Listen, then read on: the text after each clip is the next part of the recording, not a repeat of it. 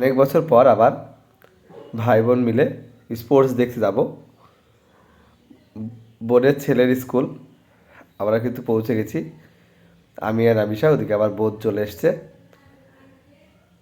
মাঠে বসে মনে হচ্ছে ছোটোবেলা ফিল করছি, কেননা আমার বোন খুব খেলতে মানে স্পোর্টস খেলতে খুব পারতো এবং ফার্স্ট ফার্স্টই হতো।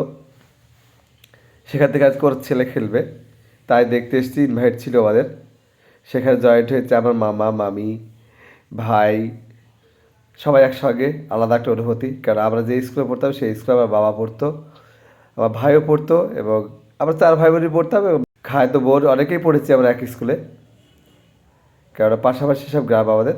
সেখান থেকে এক স্কুলে পড়া, স্কুল দেখছি, ছোটোবেলা মনে পড়ছে। অনেক যে স্পোর্টস দেখেছি, আজকেটা একটু আলাদা আলাদা অনুভূতি হচ্ছে। কারণ রাবিশা আছে, রাবিশার সঙ্গে রাবিশার দিদা আছে। খুব আনন্দ করে বাদাম খাচ্ছে ওরা, কারণ বাদামটা কিনে খাওয়া হচ্ছে। এটা আমার মামা মামি, মামাই তো ভাই। ইভেন্ট শুরু হয়েছে, প্রথমে আমার ভাগ্নি খেলছে, ও লং জাম্পে নাম দিয়েছিল।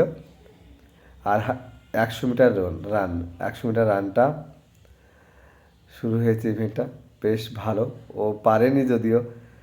পারাটা বড় কথা নয়, পার্টিসিপেন্ট করাটাই ব্যাপার। প্রাইমারি স্কুল থেকে হাই স্কুলে গেছে ও, এটা হাই স্কুলেই পড়ে। লং জাম্পটাও পেরেছিল, অনেকটাই লাফিয়েছে। বেশ আনন্দ লাগছিল, কেননা ওর মা পারতো, আজকেও পেরেছে। দুটোতে নাম দিয়ে একটাতে পেরেছে। মার্শাল্লাহ, সবাই দোয়া করবেন ও যেন আরও ভালো হয়, আরও ভালো করতে পারে। আর তারপরে টিফিনে সেই পাউরুটি আর কলা। ছোটোবেলা আমার বোন খেলতো আর আমি সঙ্গে যেতাম।